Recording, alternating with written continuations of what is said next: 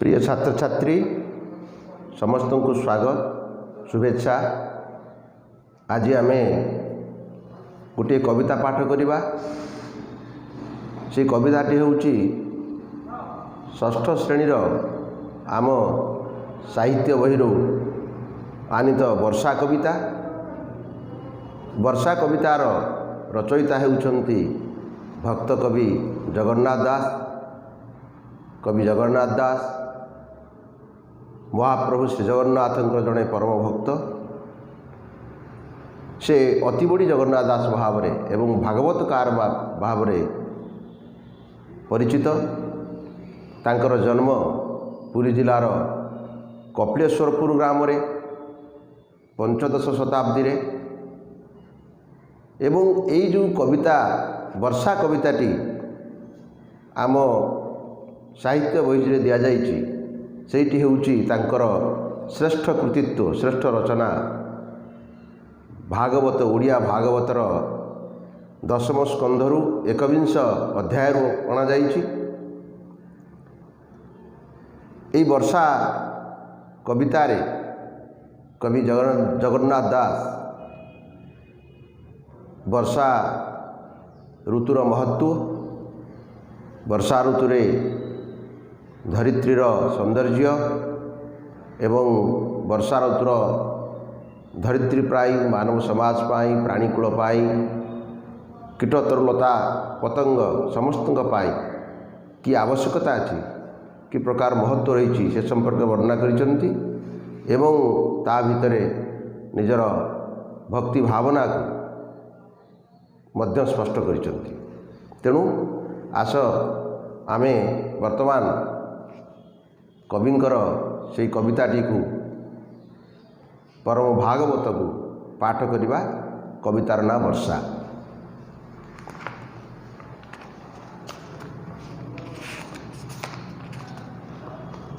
मु कविताटी को पाठ करुच्ची। तुम मैंने प्रथमे एक मन दे शुण एवं तापरे मु जो भली भाव में आवृत्ति कली से भली भाव तुम समस्ते आवृत्ति करिव। वर्षा कवि जगन्नाथ दास।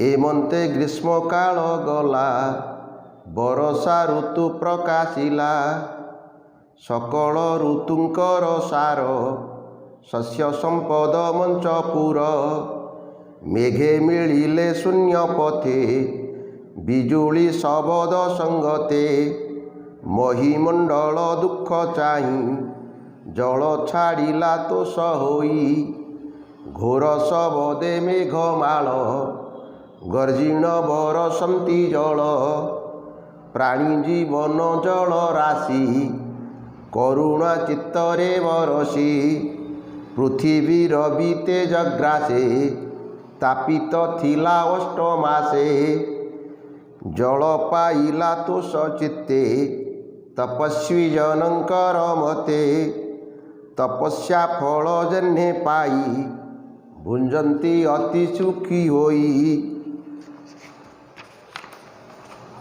खद्योत कीट निशा मुखे जगत आवरिले सुखे मंडूके मेघनाद शुणी गर्जंती आवरीण पाणी अळप नदीए पुरिले लहरी मते उछुलिले नाना प्रकारे शस्य राशि एणे पूरी तमही दिशी छतुजे छत्र प्राय होई राजार प्राय दिशे बही मयूरे गिरी शिखे थाई नृत्य करंती मेघे चाहि अतिथि देखी भक्त जने जेसने तोष हुएंती मने।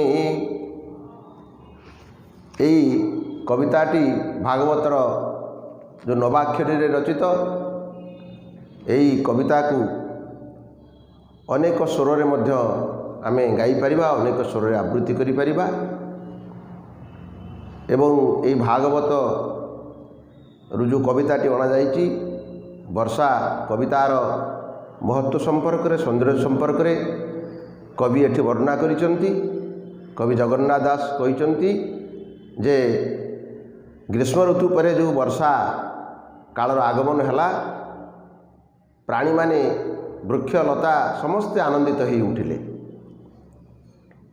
कारण ग्रीष्म वर्षार समय ऋतुर समय पूर्वर 8 मास धरिकी ये धरापृष्ठ रौद्रतापर सूर्यतापर प्रचंड खरारे कष्ट सबुला। प्राणीकूल उद्भिदकूल समस्ते कष्ट सबुले। वर्षार आगमन देखि समस्ते आनंदित हेले। प्राणीर जो जीवन कहले जल, तेणु प्राणी जीवन जो जलराशि या वर्षार आगमन रे मेघखंड गुड़िक मेघमाल सब आकाश रे देखादेले एवं बिजुली एवं प्रबल घड़घड़ी शब्द सहित मेघमाल जलदान कले। एथिरे समस्ते आनंदित हेले। प्राणी जीवन जलराशि पाई अत्यंत संतोष लाभ कला। जो भली भाव रे